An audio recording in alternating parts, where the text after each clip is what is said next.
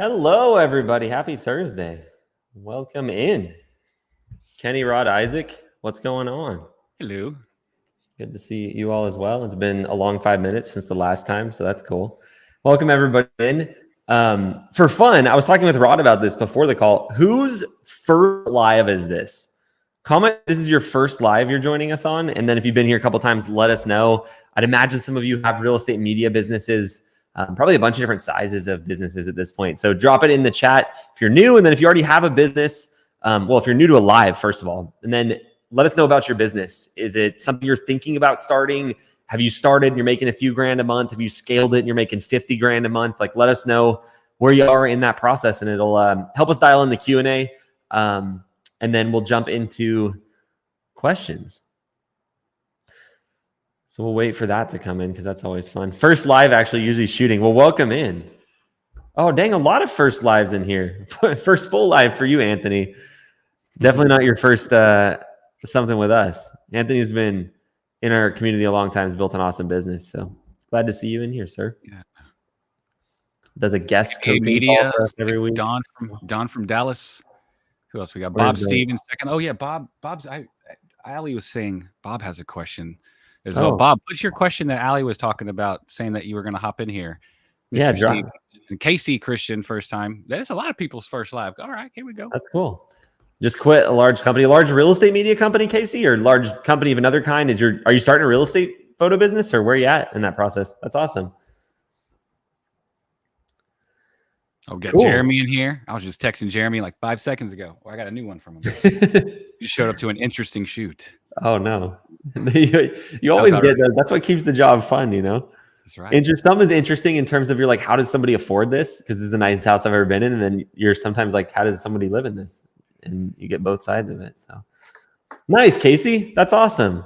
Yeah, a lot of times that happens. You know, it's even if you work for a business that isn't taking advantage of you, it's still not going to ever reward you for the full potential unless you're in a position that's like compensated that way. So I think there are some great times to work for a business. I think if I actually was restarting, I would probably find a business that had a lot of upside where I could become like sooner on the leadership team. But if they don't give you that kind of opportunity, it doesn't really, you're never going to be able to unlock all of what you could if you worked on your own. Now, the opposite side of that is when you're working on your own, it's all up to you. So the thing is, if you're a poor worker, and you don't put in, you're not good at your job, then sometimes having a job is actually the way to make the most money because they're going to pay you the same either way, right? But if you have that ability and you want to work harder and more, you got to get your own business. It's going to be a step back. I think that's why a lot of people who are like really capable of running their own business never start one, because they have to take a step back for a couple months.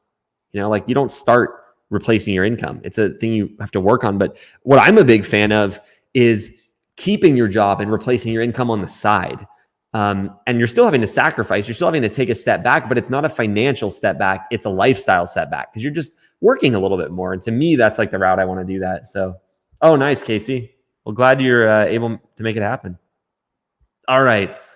Wait, elephant in the room. Please. Well, there's two elephants. I'll let everyone guess one. But Isaac is here. He is. I should have been in autopilot mode for a second. I was like, hold on. Isaac's here with his crisp white shirt on. Mm-hmm. Excited. 3D mapping and his audio is he's all watching videos. He's probably learning something right now. He's very astute. It was the challenged audio. But no, Isaac's on our team. He's in the front lines. Sorry about that. I thought making that sure people some other feedback, but that was actually one of my previous calls with somebody. I guess I was studying. No, we can hear you now. Like on it, you're multitasking. You're somehow on a call right now. But exactly, that's what Isaac did. He's on the front lines, helping people get access to the things from social media, get access to the workshops, just make sure people get what they are wanting to get. How many in here have talked to Isaac? Just curious. Drop it in the chat if you talked to Isaac. It's me. Let's see. One of them has probably called you at this point. Yeah. Okay, got some good questions in here. We're gonna start going through those, and then if you have another question or a question you'd like to ask, drop it in the chat. We're gonna find a couple like really good ones to expand on. I was talking with Kevin, who you all know if you've been on the lives. He's been on lives. He's been on the YouTube channel. He's a friend of our business for sure, and somebody we helped launch his business. And one of the things he said, and I really agree with it, is like, sometimes the questions that are asked are not the questions that need to be answered.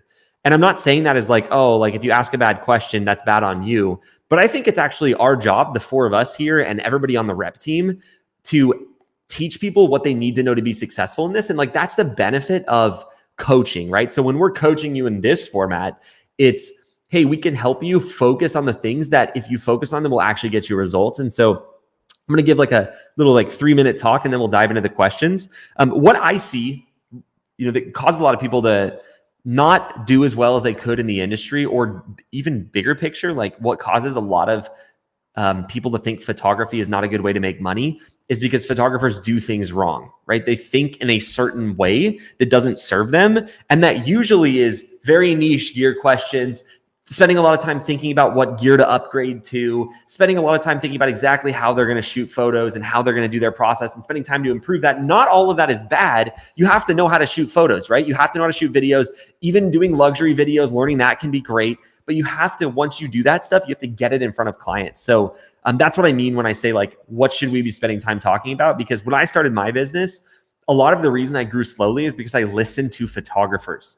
Right. And there's a bunch of great photographers. There's a guy named Mike Kelly who has, I think, a pretty good photo business, but I listened to a lot of his really high-end advice to try to build my real estate photo business. And what I didn't realize is I was taking advice that wasn't going to help me in my area. It was going to help me become a better photographer, but not make more money. And so that's why it's really important to know what you're doing and know what your goal is. If your goal is to be a real good artist, do not shoot real estate media. It's not for you. I can just promise you, right? It's not the place where your creativity is going to be rewarded. But if you're someone who's like, hey, I want to make money, like that was me, right? I just liked photography. I liked cameras. I liked media and creating stuff like that. But I'm not like an artist. That's not me. And it's not what I wanted. And so for me, real estate media was perfect because I just wanted to make some money doing something that didn't suck. And so I know everybody kind of knows that at this point in terms of like real estate is not, you don't go here for the art, you go here for the money. But I think it's important to not accidentally mix the two.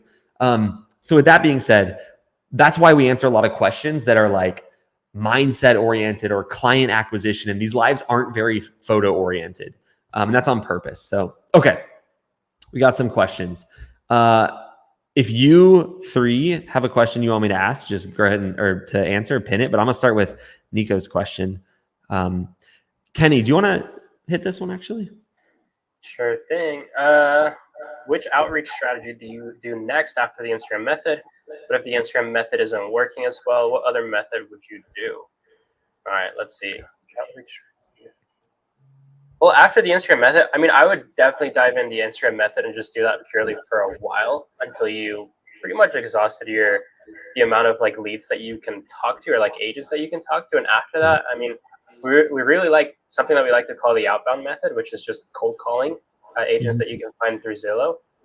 And if Instagram isn't working well, there's something, I mean, Instagram's always going to work, but it's not going to work well if you have one of the things that we recommend that's missing. Like maybe your profile isn't set up properly. Maybe the messaging is wrong. Maybe the offer is wrong. Maybe you're targeting the wrong type of agents. Or maybe you're picking, very pickily like the agents that you want to work with and not, somebody. I would recommend just picking any agent on Instagram. So yeah, I mean, like that would be my answer. Just like anything that you'd like to add, Eli. Well, I was going to say, maybe Rod, you have some thoughts on this because like usually when people ask this question, it's because the Instagram method, quote unquote, isn't working for them. So I don't know if do you want to add any perspective on that, Rod, about like maybe they just need to figure it out, or what are your thoughts on that? Curiosity for Nico, like how long have we been at it? How many agents have we messaged? Just metrics. It's really just pipeline filling and sales. So it's just in the beginning, it doesn't feel like something's working, but if we're looking at metrics more in tuned, I mean, you can see that it just hasn't hit yet.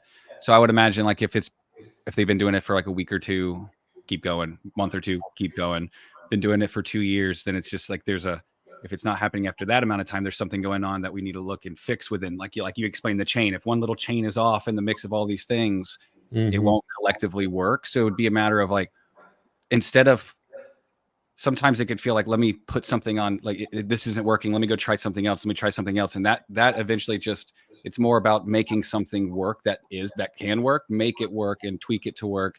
until it does, versus it can take a lot longer to try other things to find something that works quickly, I guess, in that case, versus just making one work. So just keep digging in.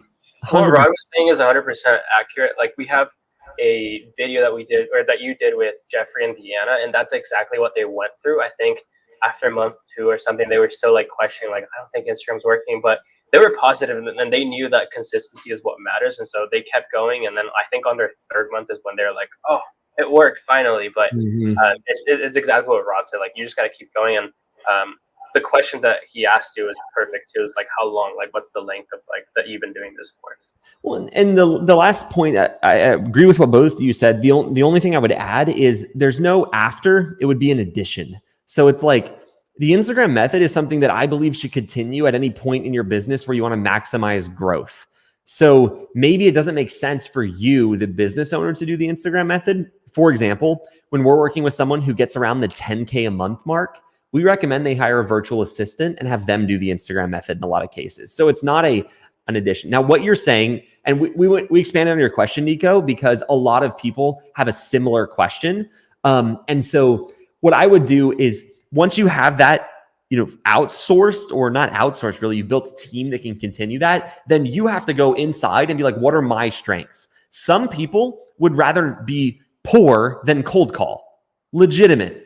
That's a legitimate thing. People would feel it. And if you're that way, well, you could probably learn and push through, or you could say, like, what is another method I would do? The reason I say that is because at the start of my business, when I was becoming a business person, I would have rather been poor than done a cold call. And that means I didn't do any cold calls, right? Should I have pushed myself? Absolutely. I absolutely should have. It would have helped me grow faster.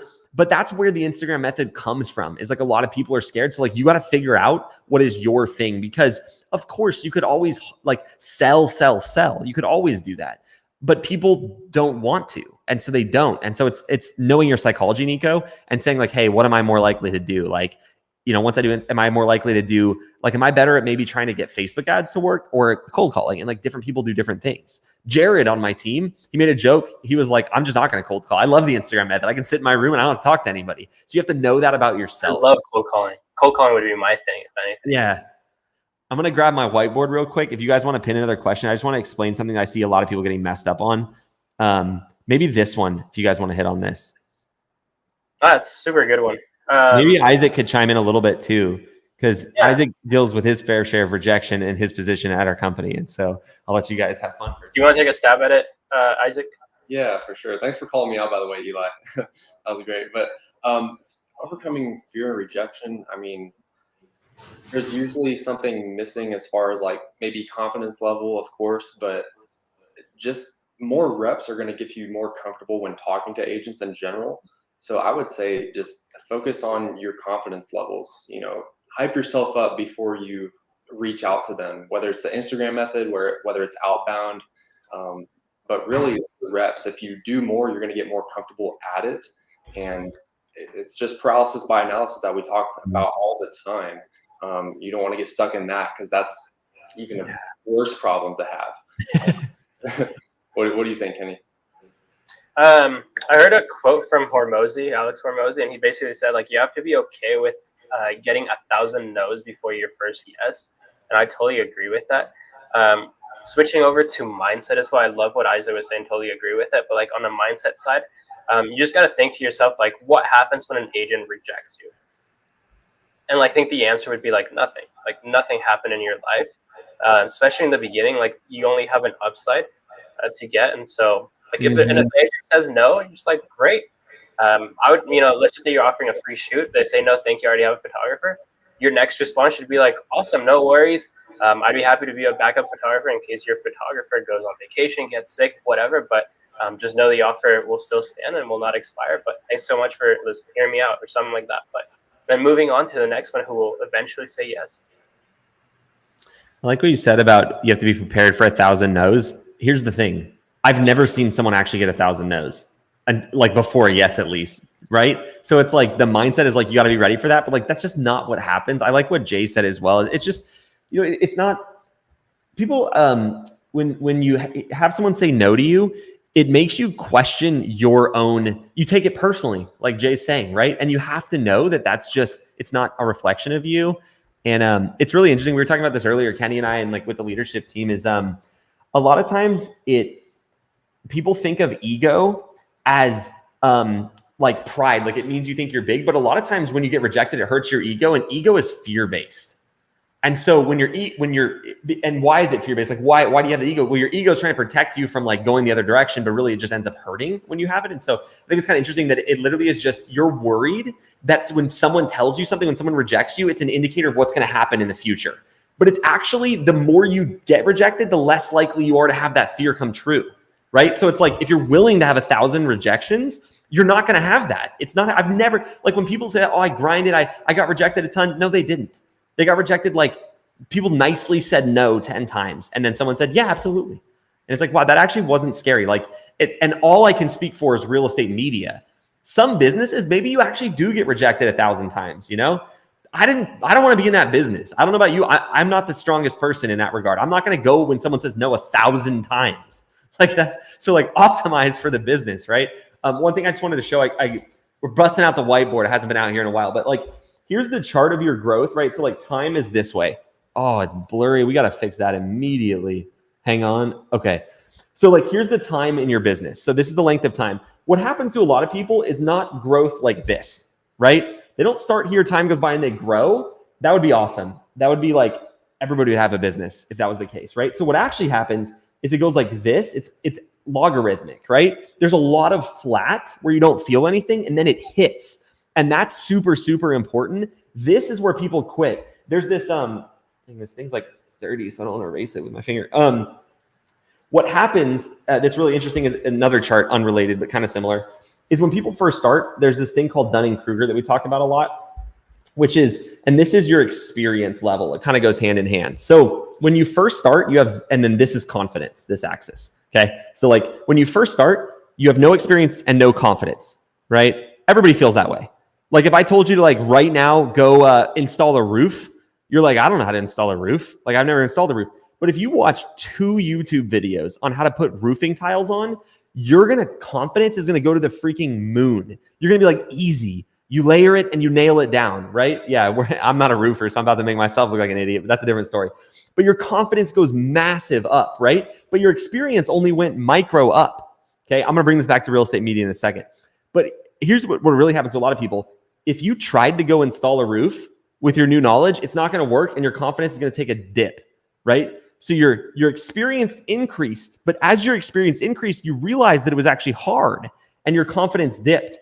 Here's where everybody is that watches my content and hasn't done a real estate media business. You are somewhere in this range, okay? You're either like, this is super easy, I'm just going to go do it. And probably some of you are like up here like, dude, let's shoot real estate. It's going to be easy. It's going to be easy. Oh, I forgot about that, Isaac. That's funny. You were a roofer as well. Anyway, and then some people took all my advice or our advice and anything, I mean, mine, because it's mostly like public if you're going to fail at this point. It's the stuff you see on YouTube. And then you're here, and we call this the valley of despair. This is the valley of despair. This is the peak of Mount Stupid. You don't want to be on either of those. Your antidote is getting more experience. So just know that like, however you're feeling, if you're like, man, I tried it, it's harder than Eli said, you're here. Do you see how that's closer to where you want to be, which is they call it the plateau of sustainability? That's the thing that's really important. So just think about that. Like if you're feeling super confident, careful. And if you're feeling down in the dumps, like that's just a phase. More experience is always a solution. So big picture, shout out to everybody for being here because you're trying to gain more experience right now. But just know, like, don't let yourself fail. And that's why when people say like, hey, like it's not working, I need to try something else. No, you're closer. You're literally closer to everybody else. Yeah. Shout out to Philippe on the team as well. Just keep swimming is the actual only answer. That's how you get more experience. All right. What questions should we hit? Rod, any questions you want to hit specifically? I have some from the team that they have that from their people they're helping that have questions. Basically, I'm over here looking at questions over here and over here too as well. Yeah. So I just want to make sure that they ask on the live. So gotcha. I see a ton. There's like an overwhelming amount. I'm like trying to keep up with it over here. Yeah, like, I know. Super distracted. What did you just say again? Can you repeat all of what you just said in the last 5 minutes? The last 5 minutes, I got you. Just keep going is what I was saying. Okay, let's see. There were some good ones. I just wasn't sure if there's one. If any questions are pulling at one of your 3 heartstrings, please pick it up. I'm going to find another one though. Here's one that's really quick that I just want to say. Don't worry about this, Jacob. Just real estate is all day. Any time of day you can fit it in. Don't worry about it too much. Okay, let's see. Ooh, here's a good one. A sales-oriented one. Alfredo said, how should the second follow-up message be structured / framed after an agent has read your message and not replied? Rod, do you want to take a stab at that one?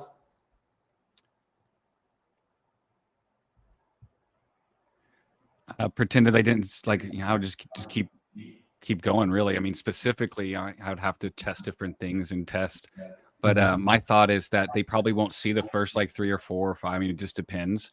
And they are salespeople at heart. So just like, hey, you might not have seen my first message, but just wanted to let you know, I do this and that. Just add something to the first that you didn't say in the first.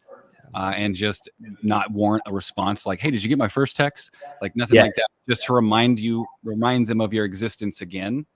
To where they're like, oh yeah, it's a timing thing with agents, really. So one thing you just said, I know y'all have more in depth. No, that was really good. The one thing I want to pull out of that is like a specific thing you said, which is don't say something that warrants a response if your goal is to continue to keep following up. So here's the example of this. Basically, I mean, you can, depends on how you want to push it, but you message them. People love the agents are salespeople again, right? So like if you're not following up, I feel like they like disrespect. They like respect that less. They respect the follow up, right? So. Yeah, but no one wants to get okay. So picture yourself. Everybody here listening, picture this. You've had a salesman message you 8 times. Does that sound good? Are you up for that? All this stuff, and you haven't responded. Do you feel likely to respond to them again? No, you almost, even if you wanted to all of a sudden buy their product, even if you changed your mind, you wanted to buy their product, you feel kind of bad you didn't message them those 8 times. So what a lot of salespeople do is, well, I'm not going to message them 8 times then. It's like, no. That's, you just, following up is the answer. Just doing it well is the answer. So the thing that I wanted to point out that Rod said that's really good is you want to follow up in a way that doesn't make them feel bad or doesn't warrant a response. One thing we like to say, so you offer your free shoot in Instagram method or whatever. The follow-up is, hey, no need to reply. I just added floor plans to my list of services and wanted to throw that on the offer. I know, you don't always have listings, but next time you have one, just let me know and I'll check in again in a couple of weeks. So we just give them some extra value. No hard push, because these are people that don't have the ability to buy your product sometimes, right? It's not like they can buy it if they want. If they don't have a listing, they can't. So we don't want to push them when they don't have the ability to buy. And then we give ourselves a reason to follow up again. I'll check in with you in a couple of weeks. That's really good. I showed it a couple times, but I had a salesman that was like, and this happened multiple times, texted me like 10 times without a response. He did it really well. And when I was ready, I texted him back and he got the deal. And so like, you want to be in that place to get the deal. The biggest mistake people make is they don't follow up, in my opinion. Okay, let's find another one. Yeah, Philippe and Ali have questions. They say that people have questions, but I'm trying to find the questions. I don't see them, but I'm trying to get them to put them in here so we can not miss them. They can relay to us if they want. Question hunting. Yeah. Sometimes all the questions don't show on here, I've noticed, Rod. If you want to have Philippe or Ali just tell you the question, we can just answer it. Like we can read it and answer it. Okay, I'll read one. Yeah. Oh, hold on. Is regarding presets to use in Photomatics. We don't use Photomatics anymore. That'd be editing your own photos. So we'd recommend Pixelmob and having that outsourced. We used to use Photomatics. It's very outdated though. That's what I used like 5+ years ago, or even like 4 years ago, but it's been a long time. I don't recommend that anymore. The rest of the question that he had made sense, that he's having trouble with it seemed like that. Okay. Yeah.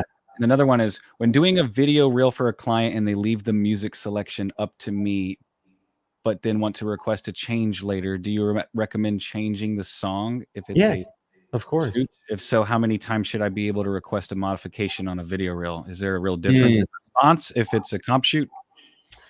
No, there's no difference in response. It doesn't matter if it's free or paid. A lot of people focus a lot on a 1% thing that happens or 10% thing. You want to focus on the 80%. So what people will do is they'll be like, oh, like they're scared that someone's going to request 1,500 retouches. And so they start, oh, well, we should set a policy. How many retouches? They can only do 3. Don't do that. They're going to have you change the song once or twice and that's it. And sometimes agents are tough, but that's why you get paid well. And so just change the song. I would personally not recommend having a process in place for, unless it's like, really a thing that's part of your core business. It's not in real estate media. Don't charge for it. Also, I wouldn't probably do a policy for all clients, just like that specific client. If they keep doing, let's just say, exaggerating, obviously, like 1,000 requests every single time, then maybe just make a policy for that specific client and just communicate with them. Like, hey, like in the future, we're only going to be doing 3 retouches, and after that it's going to be paid. I don't know, but just like some type of policy for that person. But yeah, just don't be scared for one specific person and then make a change for all of your clients. Yeah. I'm glad y'all understood that question, because even when I asked it, I was like, what does this even mean? I was like, there's no way they're going to know this. And you're like, yeah, totally. So you guys are brilliant. You got to hit me with a fake question, Rod. Yeah, I'm going to hit you with a fake one, and you're still going to answer. I'm like, wait a minute. But the second one I think is really good. Is a lot of people I'm on calls with ask this too. And I notice it when analyzing their schedules and stuff to see if the business makes sense. It's, what does the schedule look like in the beginning stages if you're working a 9 to 5? Could the business be successful if only operating on the weekends? I don't know. That feels like a planted question, and Kenny's smiling because I literally filmed one of his YouTube videos. Is that it's like how to build this business when you have a 9 to 5. Perfect. I'll just talk through some of it. And Sophie, you have a great question, so I'm gonna grab that. Okay, so I started the video, and I have the script like from what I wrote down in my head. The first thing to know is you are just like everybody else. So it's actually unusual for someone not to have a 9 to 5 when they start this, because most of us need jobs to pay our bills, right? So it's very common. And I think one of the big mistakes people make is they think they're somehow different when they have a 9 to 5. They're like, well, like they exclude themselves from the group. That's not how it is. Like everybody has one. So the quick summary of what I'd recommend, and definitely watch this video when it comes out, because I put a lot of time into like making sure it would hit all the points. Number one, do the math. Absolutely do the math. We got the whiteboard, so we might as well use the whiteboard. But basically what a lot of people do is they're like, oh, I just want to start this business. And then they just start it and they haven't thought through anything. So what I would recommend you do is break down exactly how much you need. So, okay. And everybody should do this money math, Isaac, exactly. For everybody here that has a goal for their business, if you're already in business or not, do this. Having a goal is one of the biggest things that people miss, even when they build to 15, 20, 25K a month. I'm going to start with someone trying to quit their job. So, right now, let's say you make, your job pays you $5,000 a month, pre-tax. That's how much you get, $5,000 a month, right? So here's your $5,000. And then the taxes, let's say it's $1,000. So it's like equals $4,000 after taxes, I'll put. So you make $4,000 after, I need to unblur it again. You make $4,000 after taxes. And then what you need to do is take this number, because that's your take home number, and see how many shoots it would take you to quit your job. So you take the number you need take home, but that's the take home. So we have to add to that, right? So we need to add 20% back for expenses. So we're going to add another $1,000 to that. So we know that to pay our expenses in the business, we need to make $5,000. And then we know to pay our taxes, we need to make another $1,000. So that's $6,000, right? So in order for us to take home what we're currently taking home with our job, we can do the rough math to know that we're going to need to make $6,000 in revenue in our photo business. Revenue, meaning total dollars that come in, not expenses. So then we're going to take this $6,000 and we're going to divide it by $250. That number is the average shoot price that any company in any market can achieve. We've never seen someone that actually needs to be less than that. Now, this is the minimum. Norman & Young has about a $315 average order value. It's always fluctuating when we test stuff. But some people have more, but this is worst case scenario. So you do 6 divided by 250, which is 4 times 6, 12, 18, 24. 24 shoots. Okay. So you need to do 24 shoots per month to net $4,000 in this scenario, right? And you got to do this for your own business or for your own life. How much does your life cost? Now, a couple hacks to keep in mind that aren't really hacks, that are apparent. If you currently make $4,000 a month and you need $4,000 a month to live, you're living very tight already, right? Maybe you've already done this, but I would suggest you probably have a little bit of lifestyle creep and you have to be willing to make a short-term sacrifice a little bit. My guess is you can make this number smaller. So step one is realistically make this number easily smaller. I'm not saying, sometimes when you put yourself in a quote unquote beans and rice position, you lose all motivation, and that's not helpful. I'm not saying you have to hate your life while you're building the business, but take a look. Maybe it's a little excessive. Maybe you have a car payment and you have positive equity and you could get a cheaper car. Like, make it easy on yourself, but don't make it so you hate your life. Anyway, then you have the number of shoots. Then you know, okay, 24 shoots, and you can start to make some decisions. Okay, if I need to do 24 shoots a month, I don't need to quit my job to do that, right? I can do that on the side. Anthony, thanks for commenting that. Anthony's a great example of someone who worked a good job too, had a decent paying job, at least I would say that's true, and was working a ton and still made it happen on the side. And so there's two different approaches when you get this number, right? Is one approach is, let's say you currently make $15,000 a month. Well, you're not going to be able to replace that on the side, most likely. You're going to have to do one option, which is quit your job and go all in. Now, I would say if you're making $15,000 a month, hopefully you are smart enough to save some of that money. And you're not just burning, because you make a high income. Like, there's no reason you can't save at 15 grand a month, right? So if you have such a high income where you can't quit your job, or if you have such a high income where you can't replace your income on the side because it's gonna be like 150 shoots and you're not gonna be able to do that on the side, well, then hopefully you have savings. And if your income is low enough where you can quit it on the side, well, then you can just work harder and do that. And so you have to know what's more important for you. But that's the biggest thing, is know that. And then the other side of that is, okay, so now that we have the math out of the way, you know the goal for you, you have to know what to expect. And so there's two sides of what to expect. You need to expect to work more. You need to expect to take a temporary lifestyle decrease. You need to expect to say no to stuff you normally do. Maybe it's a barbecue. Maybe it's something you do all the time, hanging out with friends, whatever it is for you, right? Maybe it's family time, right? You sometimes have to sacrifice things, but it's not forever. It's for a short term. So that's one thing to expect. The other thing to expect is a bunch of good stuff to happen, right? That's the whole reason you're doing this. Like, you should expect to, if you grind and do the work, have more freedom, to make more money, to build confidence and a skill set. That's what a lot of people don't talk about. When you're the type of person, Kevin said this, and I loved how he said it. He said, now he has a skill set where he can never be broke again. He knows that in any market, and a lot of people, pretty much everybody who's built a real estate media company, we know that we can go to another market and make 10 grand a month within a couple months. That is peace when you have that, right? Especially if you're scared of losing your 4K job right now. And so that's the other thing to expect, is to become a different person. But it's not like anybody who says, oh, it's going to be easy. You're never going to have to, like, you're going to get rich immediately. Like, dude, that's a scam, obviously, right? And so, and the problem with that is, I'm not saying going into it thinking I'm going to be successful fast is a bad idea. I'm saying that if you're going into it thinking you're going to be successful fast with zero effort or sacrifice, that is a bad thing. Success fast is awesome. That's the best way to have success, right? It's better to make money quickly than it is slow, right? Generally, we all want to do that. But like, if you're not expecting the downside, kind of sucks. So just expect that it's going to be some sacrifice. But to me, that's like exciting. I don't know if everybody's like dreading the way I just said that, or like, how do you three feel about that? Like, I feel like that's exciting to know that it's going to suck, but you're going to make it work. Yeah. And I feel like a lot of people like picture the short term being like eternities, like a ton of years, but it's just like, it really is the short term. And also hard is, I don't know, define hard basically. It's just like you saying no to going out to parties or doing things that you normally would do. It's just like, is that really hard for you to build your business? You know, it's like, no. Yeah. Like you said in the chat, Isaac, it's just a vehicle. And like any vehicle that you're going to use to be successful, it's going to take work, right? And do you know what the funny thing is? There's a cynicism around making money, because what's happened is people say, oh, here's how to make $2 million doing this and it's easy. When you hear a huge number, that's almost always going to be a scam.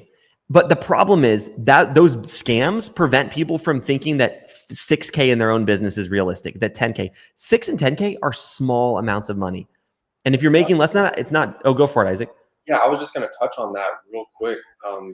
That's why this is so good to have these lives and these discussions, because yes, you do the short form content and make people believe like, oh, this is going to be easy, this is going to be possible to do. But at the same time, it is a grind, and it's for the people that actually want to put in the work initially, like you were saying, and just, reap the benefits long term. Yeah. Yeah. And a lot of people I think the cynicism gets in the way because they know that get rich quick is a scam. Like, I'm not telling anybody they're going to get rich with real estate media. Like 6 to 10K a month is not what people talk about when they're saying rich, but it gets you to a point where you build confidence, you start to build a good business, and maybe you do build a business to 50K or 100K a month. And that's still a small business. That's the fun thing about the business world, is like, it actually made me a little angry when I first heard it.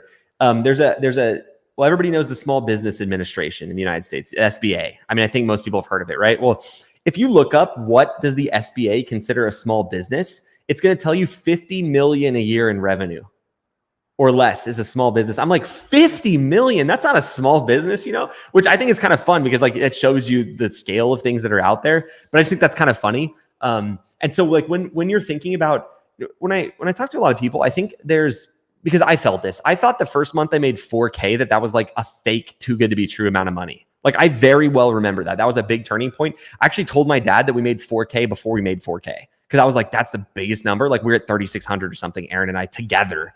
And so it's just funny how people's like perspective gets a little weird about that. So like if my recommendation to you, if you're starting this business, I want you to shoot for at least 10K a month within a year. And I want you to try to do it faster than that, right? Most people don't make it happen the second month, but most anybody who can stick with it for a year will get to 10K. Like it's just how it works. And like Kenny said earlier, a year is not a long amount of time to sacrifice. It just is not. It goes by in the blink of an eye, And it's like, would you rather the year pass, you not do anything? Probably not. Everything has a sacrifice. That is also how you define it as well. Like a year is really not like, I don't know. You can make it negative. You can make it positive. I'd be like, I'd rather take a whole year and then have the long term of like fulfillment or whatever that goal is than just like waiting on it or yeah. So I want to, I think it's Nicom, Nicome, Nick. The question about 9 to 5 and working on weekends. So like if you get off work at 5 and you're able to go do a shoot, that's 1 right after 5. So there's 5 in the week that you can hit there. That can earn around a 35, $4,000 month in profits if you hit that AOV like we were talking about. If that can replace your job, then that's your goal to be able to. You could do that with 1 shoot after work, as long as there's a daylight, right? Or do those 5 spread out over the weekend. It depends on how much you want to make. But usually with the people that come to me with a 9 to 5, like try to sprinkle in 1 right after the 9 to 5, and then on the weekends you can do it too. And I saw someone in the chat say like, why would an agent do shoots on the weekends? A lot of times it only works out that way, where homeowners can be available on the weekends and other photographers in the areas don't do weekends. Yeah. And that's the difference. And you're like, oh, perfect, a weekend shooter.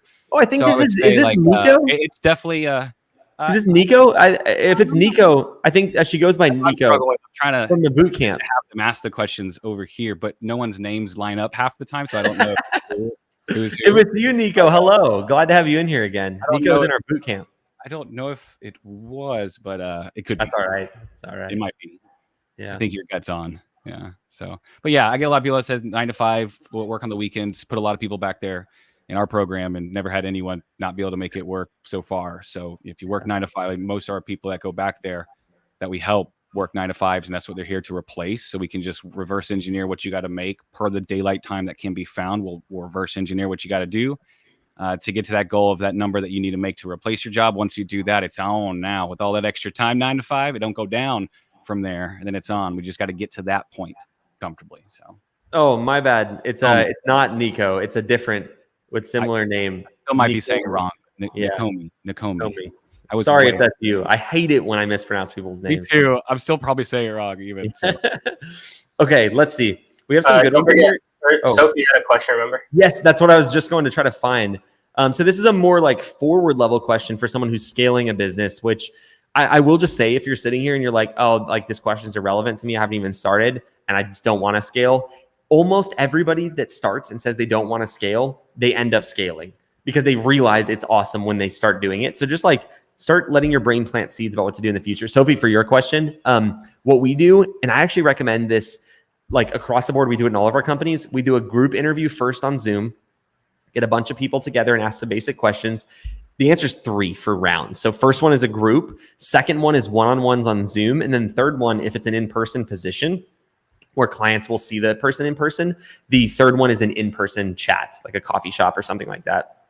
If it's in person, they're going to see your clients. You want to make sure they represent themselves well in person. So let's say they pass the first 2 interviews, right? And then you meet them at the Starbucks and they like barge in and they're rude to somebody, or you watch them order their drink before you. And if they're rude to the person, like kind of know, right? And maybe they sit down and they just like, I mean, people can have a day where they smell bad, right? But if that's the trend, you got to be really careful to protect your clients. So I like the in-person as a third step. you obviously have to make sure that you're not disqualifying something for a protected reason. There's different rules for that in different countries, but there's categories in the US that you can't discriminate against, obviously. So that's what we do. 3 rounds of interviews, group, one-on-one, in person, and then we make our decision. Okay. Let's see. I know first of all, thank you everybody for the questions. If we miss yours, one, we try to get as many as we can. So feel free to re-ask it again if it was really important for you. If we miss it, sorry about that. We're trying to get all of them. Okay. Let's see. Ooh, this is a good one. Jeremy said, first time shooting for a referral. We've agreed on price. Get there and the house is cluttered with trash. I moved what I could. Agent wasn't there. My gut tells me to eat the charge to wipe the room. Jeremy, I don't know if you need to. So at least you got paid for it. So that's good. I would tell the agent, I would say like, hey, here are the photos. The house was pretty messy. I cleaned what I could. If you want, I have connection to an editor that can remove the stuff from the room, but it is a little bit more advanced. So if it's important, I can get a quote for you. Just let me know what you'd like to do. That's probably what I'd recommend, Jeremy.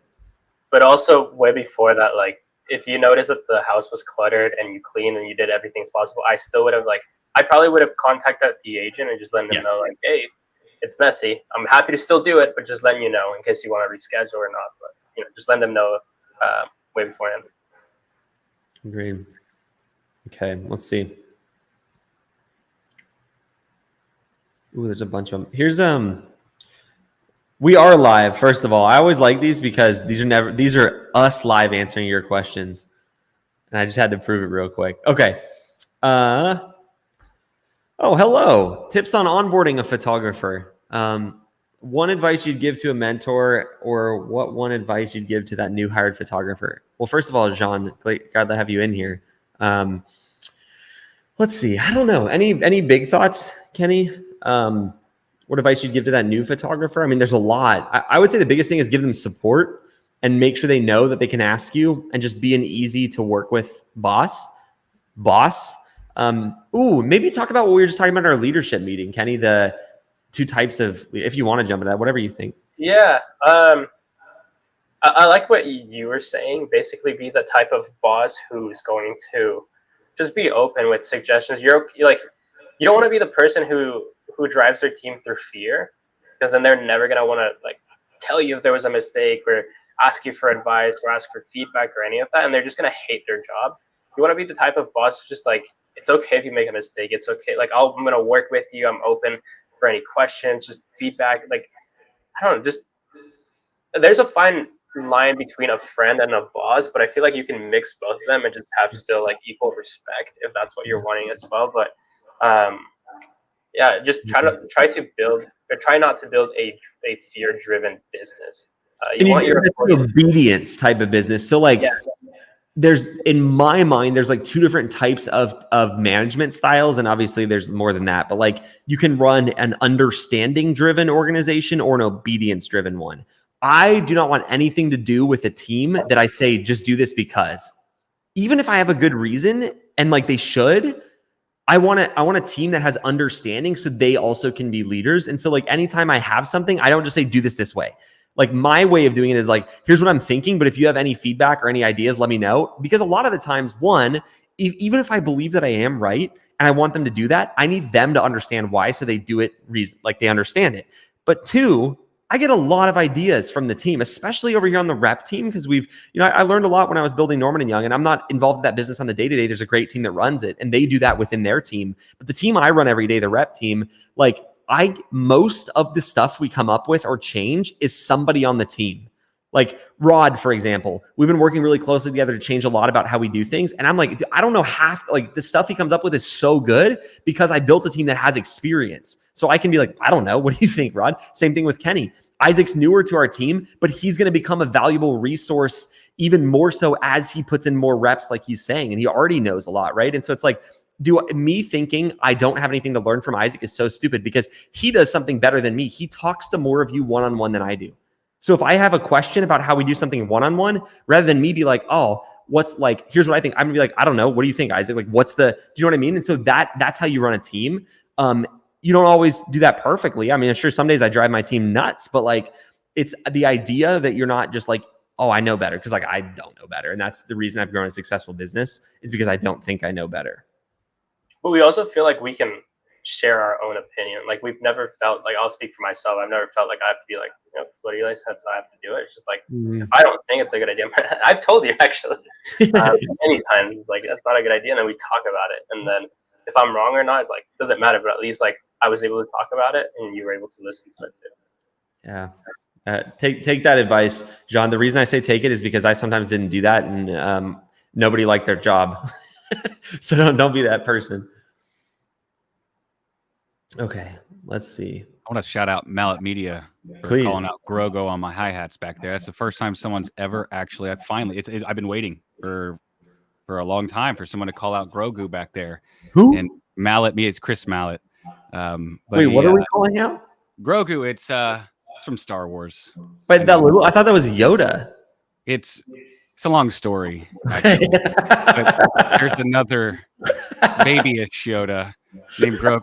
Okay, y'all have 20 minutes. I'll explain. Y'all ready? Take Rod off the live. Kick him off. He's gone.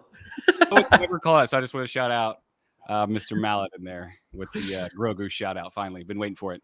Oh, that's too good. Okay, let's see. That was good. I thought that was Yoda the whole time, Rod. I have to admit. Okay. It's very it's hard to see. It's very far away. I can see why. So no problem.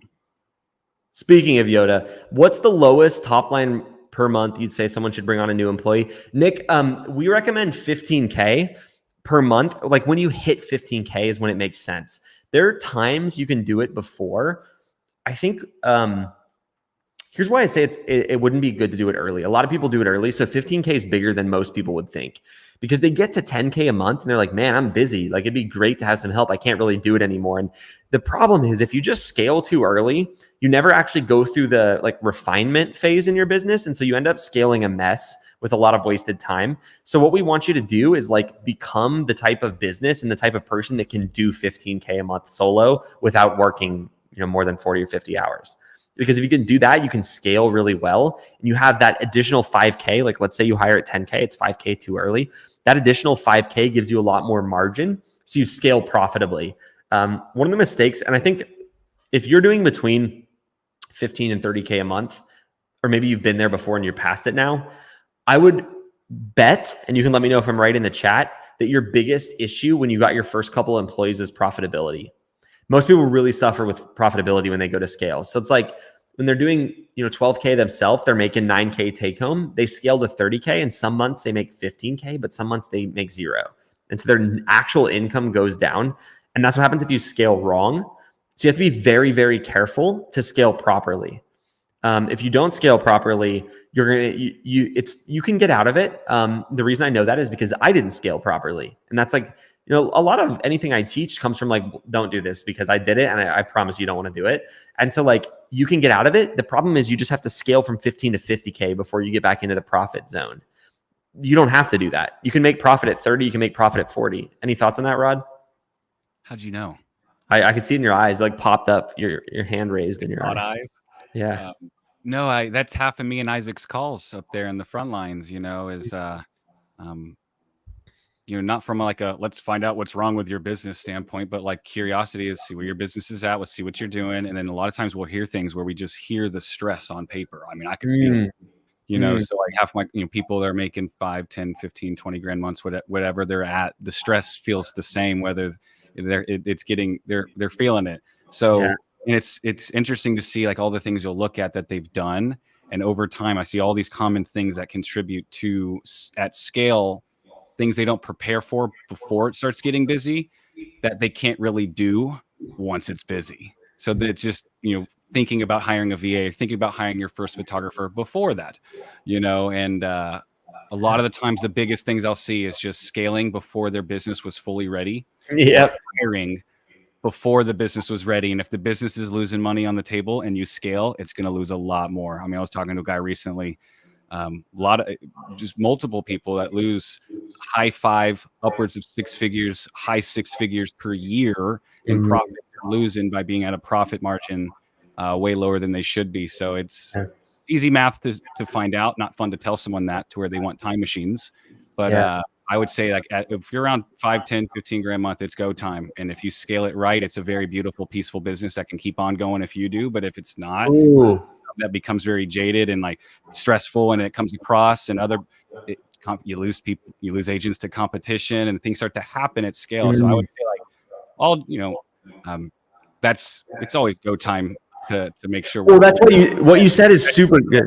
Especially then, it's got to be right before you scale. So yeah, that's what. Okay, so don't take my advice to mean you just wait until 15K and then you go. That's what Rod brought up. That's super good. At 5K, you want to start planting the seed. So there's things you brought it up, Rod. Is like you want to make your business ready. So when we say make your business ready, it doesn't just mean hire somebody, right? It means know your numbers, get your reporting under control, know what's going on in your business, get your margins down, put systems in place that automate a lot of your business. If you're not using something like Spiro, you should be, right? And there's a lot that goes into setting that up.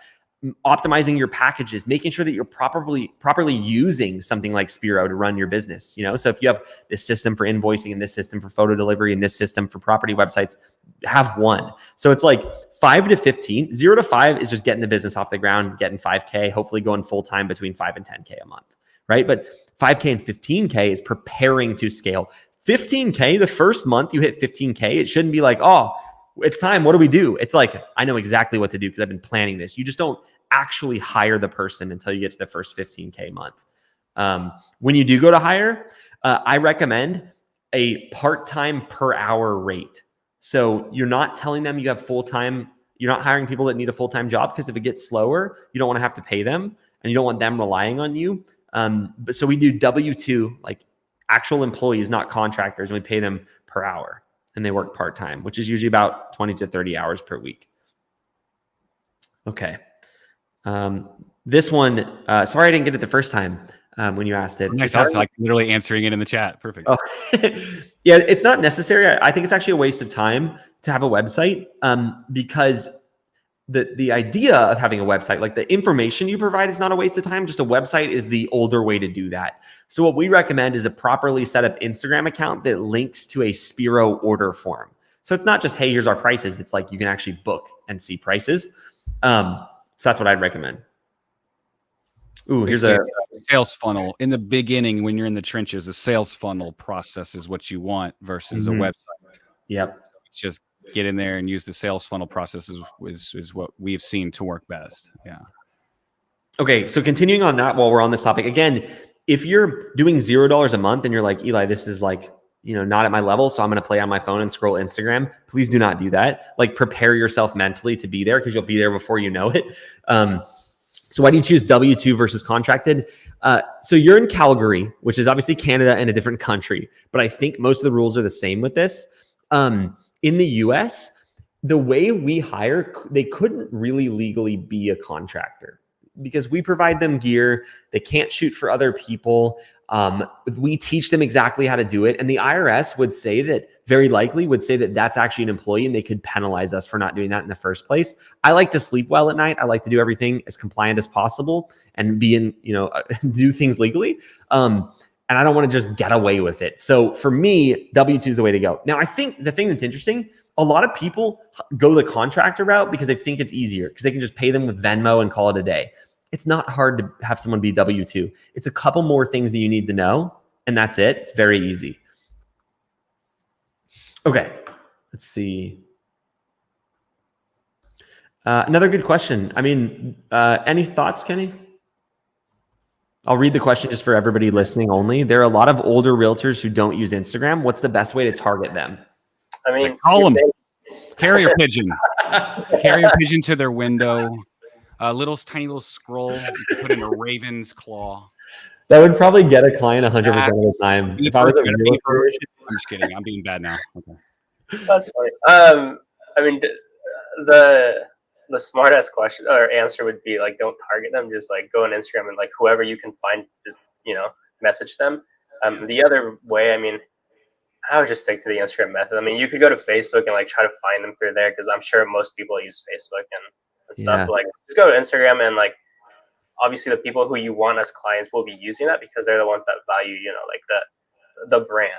I'm not saying like do branding shoots or anything, but like, they value something and within their brand, and that they want to be active in the real estate community. 100% agree. Do not spend the time you don't need every realtor. So like, okay, think about it like this. One of the things we were talking about this earlier, Rod and I think this was on the full, Isaac, were you there earlier when we were talking about market share? Yes, we all were here. We were talking about this, and one of the things that people get scared of is competition, right? And I know that's not what you're scared of here in this question, but when people worry about things like that, they think they're picturing in their mind that they need to get everybody in their business. You don't need everybody. At my business, Norman & Young, we do, a lot of money every month, well over 50 grand a month. In my opinion, is a lot of money. Some people think it's a tiny amount, but that's aside the point. We have less than 5% market share. So like less than 5% of the houses that get listed, we shoot. And we make pretty good, a decent revenue for a real estate media business, right? And so think about that. You don't need the realtors that aren't on Instagram.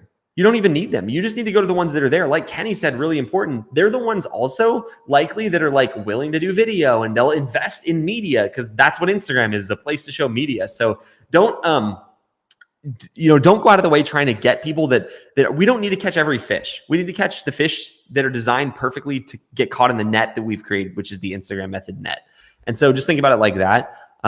Big picture, one of the biggest things, actually, Rod, go for it. No, I was saying I like that. Popped up in your eyes again. I saw it. No, I usually I do have something, but no, I was just acknowledging that perspective. I didn't even think of that angle a little bit, actually. Just I like this one. Leave some for the rest of us with our 5%. We're hogging in the market. It was interesting because like someone is actually a question we get a lot. People will be like, oh, there's already somebody in my market, somebody that is interested in coaching or something like that. And we always say like we literally have 8 or around that amount of students that we coach that are direct competitors of Norman & Young. Like it's not, Kevin says it's like become a Kevin quote live. I hope you're here, Kevin. And I hope you feel very respected because you should. But anyway, he was like, the only competition, he talks about this all the time, like the only competition is in your head. And he sent me, I'm not going to say who it is because he sent me just a text about it. He didn't post it publicly.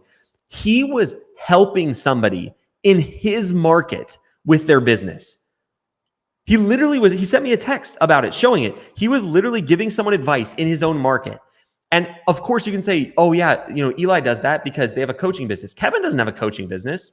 Kevin was doing that because he knows that it's not about the competition. And my guess is Kevin knows that he gets better when he teaches, right? And so it's really interesting. If you look at the people that are doing this, that have the businesses, they're not scared of competition. So you shouldn't be either. They're the ones with something to lose. If you're at $0 a month, you only have upside. No one can take your business away because it's already gone. It's not there. You know what I mean? And so it fear creeps into everybody starting, and they usually try to put that fear on something else. Oh, it's the market. Oh, it's the election year. Oh, it's this. None of that matters, especially if you're at 0, right? If you're at 0, who cares? If it's election day, go out there and build your business. You know what I mean? Like it doesn't matter. And then the other side of it is if you already have a business, you're doing 25K a month. Well, worrying about your competition isn't going to help you get that to higher numbers. It's just more likely to make you look in the other direction. It's like Gary says, don't look back. Gary V says, don't look backwards at F's with your neck. Like you got to focus on the things you can control. And I think that's really important at any stage. Does he say it just like that though? No, he expands the full 8 letters or 6, 7 letters. Also, to touch on that, like the people that I get in that are I love that worried about competition in the beginning, there's 2 things that you can approach this, like how to approach this. One, you could be the small fish in a big market, and that's your advantage. You play that to your advantage because like your company, Norman & Young, I mean, you have a lot of different photographers and there could be something that they can mess up. One person is going to apply more customer service and more relationship, more rapport than a bigger company. On the flip side of that, people in small markets, they can rise to the occasion and become the big fish easily with the same thing, good customer service and just building that rapport. So that's 2 ways that you can actually grow in both scenarios. I have nothing to add. That was great. Perfect. Beautiful. Have you guys seen, I don't know if anybody in the comments has seen this as well, but I love it. I started trying to adopt it because that's one way you grow is you look at successful people and you do what they do. And one of the things that it's famous, if you've ever watched a Berkshire Hathaway annual shareholders meeting back before Charlie Munger passed away, it would be just him and Warren Buffett on the stage. And he was notorious for Warren would give this long thing about everything that happened in the year or all their thoughts. And Charlie Munger would just say, I have nothing more to add. And then let the discussion continue. And I love that because like sometimes do you feel this, Kenny? Like you kind of feel the need to chip in. You're good at this and just rehash the same thing. But I'm like, I love that, dude. He just goes, I have nothing more to add. That's literally me at some meetings. Yes. Can we before music? I got you, Rod. I've been reading. He's on it. It's those glasses. That was the other elephant in the room no one acknowledged, but that was it, by the way. It was those beautiful glasses of yours. He's been working too hard, so he's got to block that blue light. Like that's, I don't know. Anyone with round glasses has got to be cool. You can't say that when you have round glasses on, though. I'm just kidding. See if y'all are listening. Yes, you are. Okay, good. All right. If we do flat rate prices. Read the question. I can answer it, but yeah. If we do flat rate prices like you, what do we do when the house is 7,500 square feet compared to 3,200 square feet? Do we just eat the loss on a way bigger home? Malibu area where homes get huge and also tiny. Mr. West, please. 25 photos will take just as much time to shoot a 7,500 square foot home or a tiny home of 100 square feet.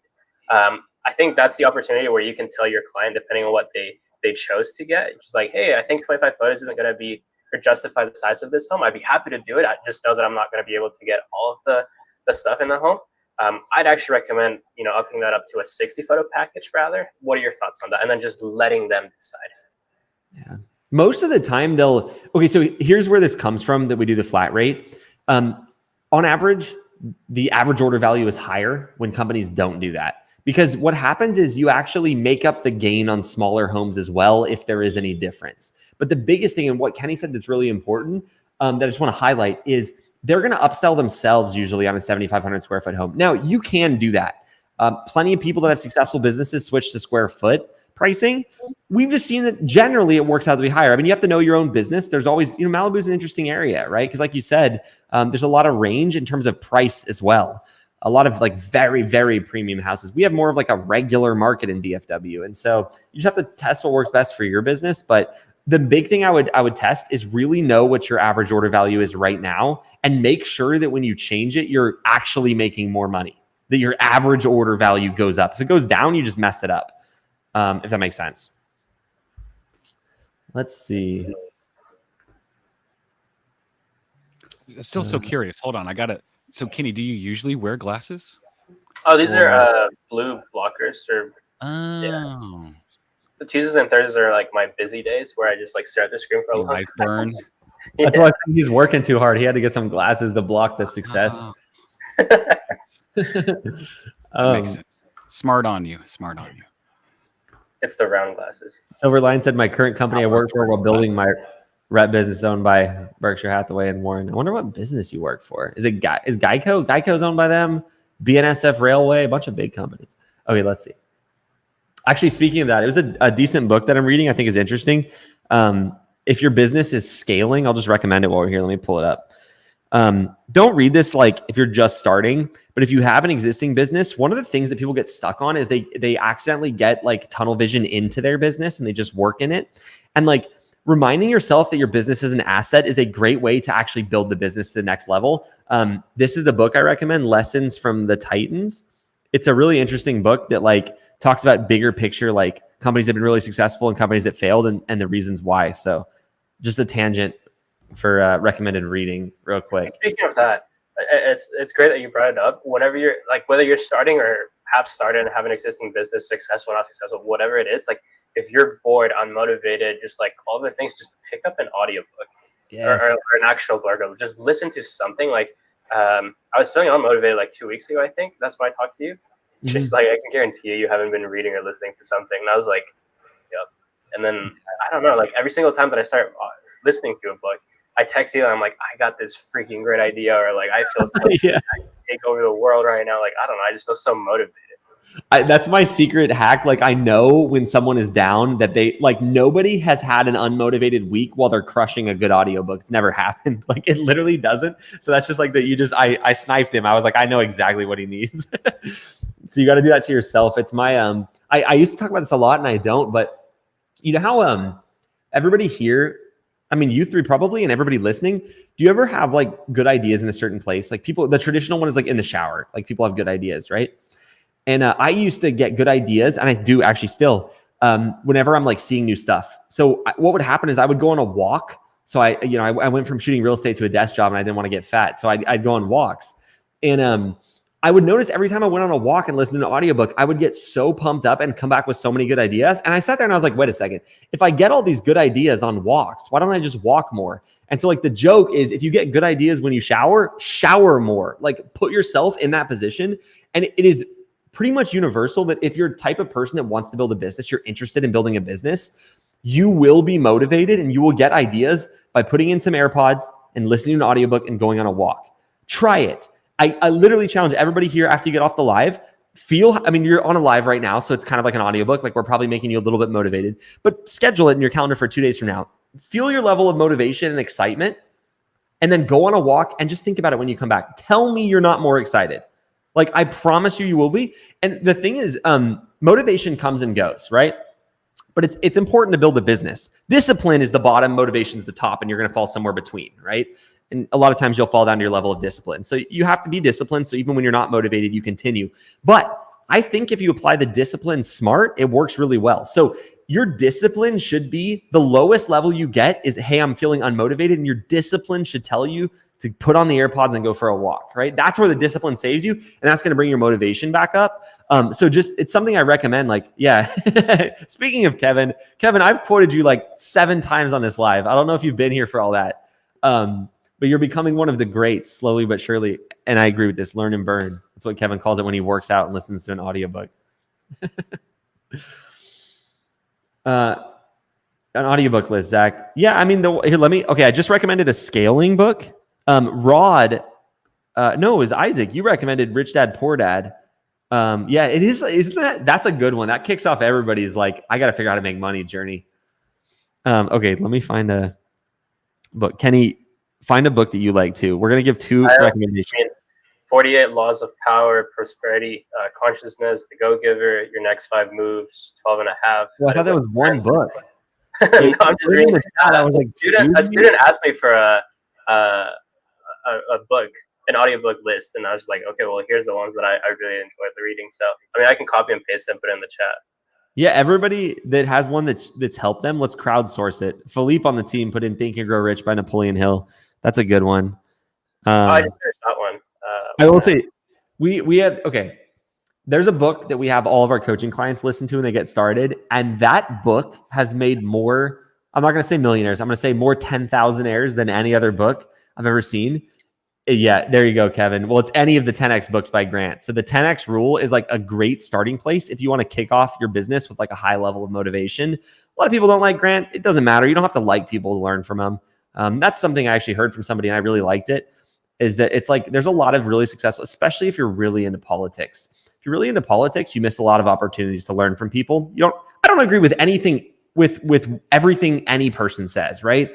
But you take it and leave what you don't want. So yeah, I mean, definitely 10X rule is a good one if you're just getting started. If you want like a little more maybe sophisticated book, Think and Grow Rich is a good one. I'm looking through my list here. I mean, while we're talking of Charlie Munger, I think it was a very intellectual book, but Poor Charlie's Almanac is decent. Where's all my like core books in here?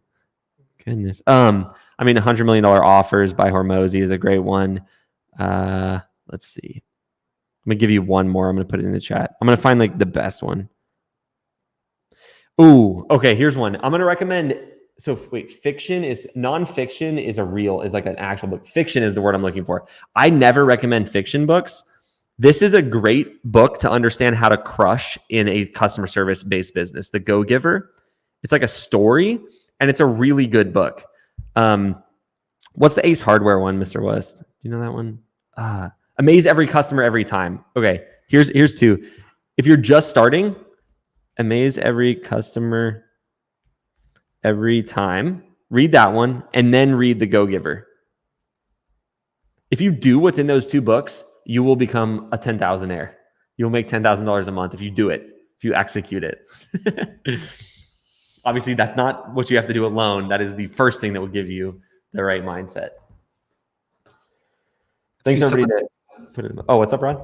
Oh no, I was going to change the subject. Keep going. No, that's it. I was going to say, someone's asked a few times with, I think, a few accounts that, if their brand is, should they put in like amazing media marketing or just put amazing media? And so my thought to this person who's asking is, if the core of your business is media, then make it be amazing media. If its core is marketing or marketing agency and media, then sure, do both. But if your core of your business is real estate media, I would go with Amazing Media Co. or Amazing Media or something like that. I agree. Ooh, that's a good book, Bailey. Dang, that's a core one. How to win friends and influence people. Right there. That's a good one. The rep team coming in clutch in this one. All right, let's see. Can you hire an editor at the very beginning of your business? You should. Yeah. You should never edit. I don't get into bad habits early. Yeah. Or I mean, how do I? No, that is. No, that's kind of direct. I have nothing more to add. That's good. Yeah, you Edwin actually said in his video we did with him, his case study interview, he was like, I don't even have an editing software on my computer, and he's making well over 10 grand a month. And I think more people should model that. I was what they refer to kindly as an idiot, and I tried to edit for years. And it's just such a bad use of time. It's like we only have, like big picture wise too, like you only have so much life. Do you really want to edit? Like, even if it was a good business decision, like it's just not, in my opinion, the thing to do. And it turns out it's also a bad business decision to edit yourself. So, okay, let's see what else we have in here. A lot of book recommendations. Let me scroll up and see if we can find any. Man, we got a lot of book recommendations. I think we're like relatively caught up, and we got another 15 more minutes to hang out with everybody. So drop your questions in there. We'll go from there. Missed. Yeah, if we missed your question, put it in there really quickly. On this one, we don't do this, so I could not help you with that. We don't do them with photos. So you could use like, dang, I forget there's a cloud pano, but that's not really our wheelhouse. Okay, some new questions came in. Sounds fun. Yep, definitely. The smartest thing you can do is get an editor from day one. And it's not just because it saves you time. Editing is not going to use time. It's also because it's going to take you a ton of time to learn how to edit, and it's going to be worse than if you hire an, like, think about, like someone that's edited for their full-time job for 3 years, for 5 years, you're not going to be better than them. So like, why not just hire them? You know what I mean? Like that's the skill of building a business, is finding people better than you to do the job. Think about this. Like, if you go to an agent, and a lot of times you'll hear them say, "Oh, I do my own shoots." That's like what you're doing. You doing your own editing is equivalent almost to doing their own shoots. That's why they need you, and that's why you need somebody else to make the machine run. So, and it's at scale. It's like, would you pay an editor at scale? Your time is going to be worth a certain metric per hour, and would you pay an editor? If that number is $300 or $400 or $500 an hour, would you pay an editor $250 for 30 minutes worth of work? No. So when you do it, it costs you more at scale than someone else doing it. So getting in that habit early is so good, because I have so many people I'm on calls with that like done this years, and they do their own editing, and they say they're 67 years old, staying up till 1 a.m. I had recently. I'm like, why? I can pass out at 7:30 at night, just like a weakling every night. Yeah. So it's I think, and the thing I've seen is it's relinquishing control of something they think they can do better is always what it boils down to. And that's ego. That's the bad habit, because they're afraid, like you said, it comes back to fear that the editor is not going to do it as well when that's their full-time job every day, all day, and can do it while you're sleeping, and you wake up to it being done. And if it doesn't feel like it's working right off the rip, it will. We just got to wiggle it into place. So I think a lot of times if someone's doing their own editing, I just feel for them, because they don't. In real estate media, you just don't have to. You don't have to. So you can extrapolate that to like a more understandable example of like, and this isn't putting down anybody who cuts grass for a living. Actually, cutting grass was my backup plan if Norman and Young didn't work out. Did I make that sound like that, by the way? No. I think it is a lower level skill set. Where my landscapers at? Come on, say me in the chat.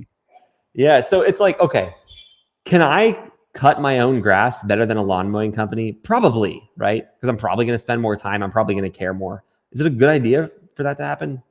No, not a good use of time. You know what I mean? And so one thing I was going to say, this is kind of unrelated, but for the crowd in here doing more than 10K a month, I always like to balance out the value to the scaled companies and new companies. So if you're doing more than 10K a month, the next thing I would consider you outsource is personal stuff. Is there any personal stuff you can outsource? We get so good at outsourcing in our business, and then we forget. It's like you have the Kenny will laugh about this because I used to do it. I thought I was doing it on purpose, but I wasn't. The business was doing, I mean, combined business is probably doing well into the 100,000 plus a month range, right, Kenny, at this point when I cut my grass? Yeah. So like it sounds funny, right? But like I had businesses and I wasn't making 100 grand a month in profit, but I had 100 grand a month businesses and I cut my own grass. And it was like, what? Like that's a not respecting the same things that make you a good operator. And so when you run a business, you have to think about your whole life. So for me, when my business was at that stage, it would have been much better for me to support my employees more, to train people more, to do those high leverage things, and then pay someone to cut the grass. I know we're picking on grass cutting, but like that's the thing, right? So you think about it with everything. So what happens, you'll notice it's really easy to outsource your editing.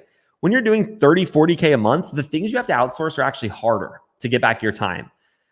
And people miss the personal life outsourcing. And so it's actually like when you're doing like 20K a month, you should think about the stuff in your personal life to outsource before you think about more business stuff, because it's easier to do. For example, it's easier to find someone to clean your house than it is to find an admin for your photo business. So maybe it's actually better for you to do more admin work at that point and then have someone clean your house rather than the opposite. So just something to consider for people that have scaled. I mean, it's hard. We were laughing with Aaron on our leadership team. Nobody here gets to meet him because he's our director of coaching, and he makes sure that our students are having success and moving through the program right.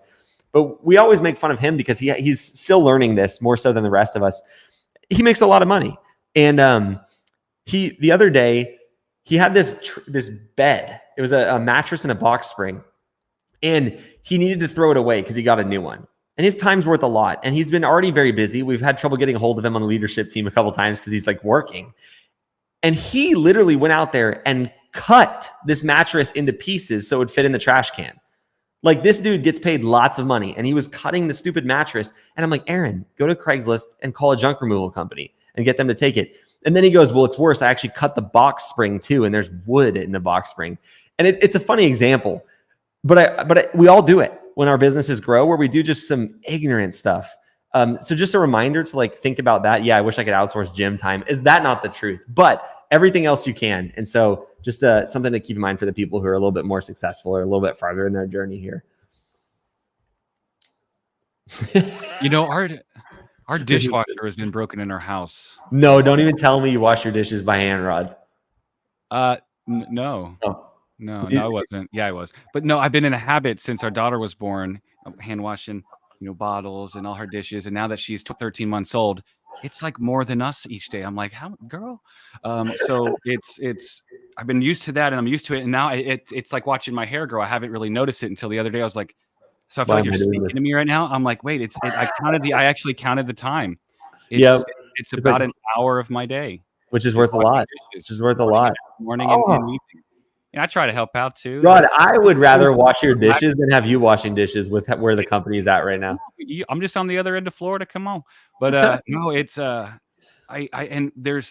it's been in the cart for a while. It's a good old dishwasher from Home Depot. It's just clicking the button. It took me to realize how much I'm losing doing it to then go, okay, let's do it. So that thing's got bought this weekend with Labor Day deals. Let's go. Shout out to Home Depot. Home Depot plug. Do you know what's funny though? It's actually like a good thing to talk about. I know we keep making like funny scenarios about it, but that's what we do a lot of times. You actually, the more your business grows, the more you feel ridiculous doing the things you need to do, right? You feel ridiculous. Like you're like, I can take this to the dump. I'm a guy that's capable of getting stuff done. Like I used to do plenty of manual work. Like I know how to renovate stuff. I know how to build stuff. Me and Kenny renovated an entire rental house in a day. It was insanity. We had like a whole team there, and it like I know how to do this stuff. And when you're a capable person, which most people that start a business are, you feel stupid doing that, and that's what I think stops a lot of people. So like I've even come to like I try to push myself into a ridiculous level of having me do stuff or having people do stuff for me. But that's a measure of the value you create. I've created a lot of value for other people, and so now I do stuff that is ridiculous, right? Because it saves me time. And it's always that figuring out what your time is worth and delegating. So what I'm not saying is like, if you're making $2,000 a month, clean your own house, do it, clean your own house. Right. But when you're making 15, don't clean your own house. A very bad use of time. And just think about that. Philippe, that's exactly what you need. Okay. What time is it? 6:22. We got time for like one more good question. Let's see. Or maybe any topics you guys want to close out on? Anything you think is important on the team you guys want to talk about? Ooh, this is a good one. Something. This is decent. Now, if we don't answer this, it seems like it's not decent. So I kind of feel like we just wedged ourselves into answering this one. Why do you think I really want to replace my job? I feel I'll read it and then we'll just like crowdsource the answer. I can make 150K a year in my current job, but I also live the lifestyle of such. At what point do you think I can reasonably replace my job? I would say I have like 5 questions though with this, and that would be more like come talk with us and let us like look at that and analyze that. And do the math as far as what is that line? What do you need to make? What's that magic number to get to? And do you have the time for that to be possible? And we can just reverse engineer things and show you what would need to be done. And then from there, you can see, okay, that feels good. That doesn't seem crazy. I could do that. And then you get to that point. Then once you replace your job and all that time comes back to you, you don't start making less as long as we're productive. So I would say just doing the math in depth with this person, like that would be a perfect person. I would say, to like schedule and talk with us and let's help you on a call to do the math to see what's possible to what that number would be. Talk about the goal too. I think would be a good thing to like. What were you saying? Wes. Oh, sorry. What were you saying? I got excited. With this one, like the goal is also important, like knowing what you're trying to achieve. So anyway, yeah. Okay, let's go to the one you were saying. Yeah, one from Wes. That one. Let's see. 2 questions I had earlier. Website host like Wix or Squarespace to cold call opening script. Well, first of all, Christy is going to bat for you to get your question answered. So shout out to Christy on that. Website host, don't even worry about a website, Wes. Spiro is what you want to set up, and we want to connect that to your Instagram. So that's something we can help you with. But I just want you to save the time. Don't even do a website. I know it sounds crazy. We don't recommend, so like when we're helping someone go from 0 to whatever in coaching, we don't recommend you build a website until at least 10K. And even then I'm going to be like, why do you need a website? I actually, fun fact, don't think Kevin at 40 to 50K a month has a website. And then cold call opening script. So I'll give you the answer, Wes. I don't think you should start with cold calling. I think you should start with the Instagram method and get that dialed in. Let us help you get that dialed in. Because that's going to be like the base of what you want to have happen. Then if you want, so you can add in cold calling. If you do want to do cold calling, and that's something that we do, and it's one of our methods. It's a very specific approach where you go to Zillow and you find reasons to call them and you call about those reasons. So like one reason would be, I see this house doesn't have any drone photos, and then you offer free drone photos. Don't say it like that though. You cold call doing a normal like sales process, but you want to have a reason you're calling. And so that's what I would say, if that makes sense. Let me know if you have any clarifying questions on there. There we go, Kevin. No website, no business cards, 50K a month. Follow some Jeremy Miner stuff on Instagram. Yes, I always recommend him. His stuff's so good. Got some good cold call stuff. The confused tone. Hey, is this Brad? You got to do the papers. I was just coming across some of your media or some of your listing. Hold on, this is just that confused tone. It actually does work really well. Have some fun. Or there are salespeople just tell them, hey, I'm calling you. Just kind of play the I'm calling you because I'm selling something, because I don't know. They sometimes respect it when you're just being real with them. So you got to test what works. Kevin is an animal. I fully agree with that. He's like some sort of I don't know. The good news is, imagine if you had to be like Kevin to make 10K a month. You don't have to do the stuff Kevin did. Kevin is one of those people that can do it. He didn't give himself and I think anybody can. Kevin would say anybody can. I think Kevin took a lot of risk, and Kevin set himself up well to be able to take that risk. And I think that's a skill. So Kevin, I would say, is a very skilled person. But I think, from what I know about him, he's also a hard worker. He's a genuine guy. And so what I would say though, the good news is, to be successful, you don't have to do what Kevin did. You don't have to do all of that, right? And I think that's important because, like, everyone quit your jobs today. Yeah, no. Unless you're like Kevin, in which case you got to do what you got to do. But that's why it goes back to, like, it's important to know what's right for you. I didn't grow my business fast. I wish I did. I was, a lot of the reasons I didn't were stupid, but everybody has a different path. The biggest thing is staying in business, just being consistent. It's more fun if you get to 10K in like 3 months, for sure. But the biggest thing is just, I didn't get to 10K in 3 months. And not that I'm like the gold standard. I think I'm actually not a great example. Like, watching my journey would not be a great example of what to do, but learning from what I did wrong and having me tell you what to do is a better way to learn. Cause like, I know everybody says this. I genuinely feel like I did everything wrong. And there were people that will tell you, hey, I did everything wrong. And they were successful in a year. They didn't do everything wrong. They were smart. They learned from other people. I did not learn from anybody. And that was such a stupid mistake. And it's just, I don't close your mind to learning from others. It's not a good way to grow. So anyway, well, thanks for being here today, everybody. Really appreciate it. Thank you to Isaac on my team for putting in the work and coming, Kenny as well, and Rod. Appreciate you three. And also all the rest of my team, I can't not mention them in the chat. We had like a bunch of us here. So Bailey was here, Christy was here, Philippe was here, Aaron was here. Thank you to you guys and for everybody asking questions. We'd love to chat with you. Put this together. So this isn't an application for coaching.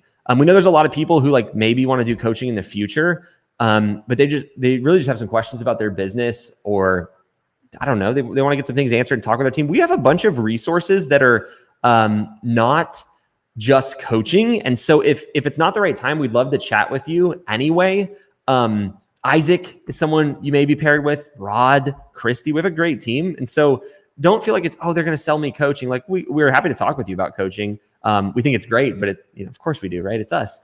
We'd love to talk to you about anything else and connect you to a bunch of resources. So replaunch.com/let's talk, and you'll book in. We'll chat with you. We can help you with anything you want. And we look forward to seeing you again here, hopefully. So shout out to my team for being here. Hope everybody has a great rest of your day and great evening. And we'll see you very soon. See you later.